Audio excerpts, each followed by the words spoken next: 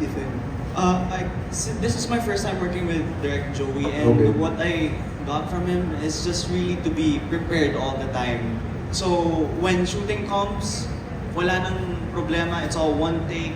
It's all dire-diretso. You don't waste anyone's time. You don't tire the production's time also. So it's really nice na tinuro niya na from the jump na these are your characters. These are what you need to do, how you feel.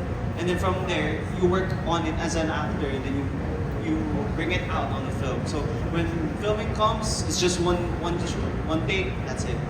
Ganun. Thank you. Well, sa akin po yung importance talaga ng training and be prepared, katulad nga po ng sabi niya. Kasi kay Direct Joey, lahat mabilisan. Like, ang bilis niya mag-set up, ang bilis niya mag-take, one take or rehearsal take, good take na yun sa kanya agad.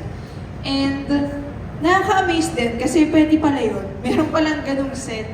And lahat, and then number 2 is yung pakikisama talaga. Si Direct Joey, sobrang bait niya, sobrang light, and nakasmile lang siya the whole time. And lahat ng sa team niya ganun din. And kahit umaabot ng gabi, pero sa sobrang bilis niya magtrabaho, parang hapon lang nakapack up kami. Hindi namin siya nafe-feel. Kaya feeling namin nasa bakasyon kami, naglalaro kami dahil grabe yung work ethics ni Direct Joey. And I hope mahahawa kaming lahat doon kasi sobrang amazing talaga yung mga. For me, everyone was just good vibes. So, yun, nadala lang siya ng vibes lahat. It was easy, smooth, free-flowing lang.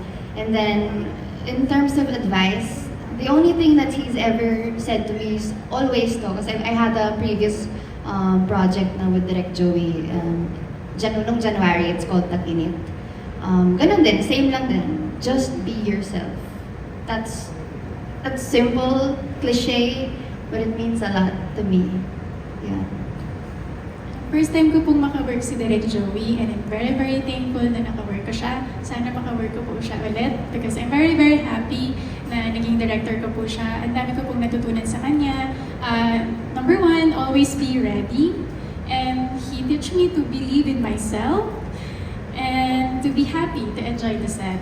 And I'm so thankful po talaga na siya po yung naging director ko po dito. Actually, ito po yung first movie ko po talaga na na-shoot sa Viva. Second po yung Punit. Lumabas lang po siya ng una, yung Punit na Langit.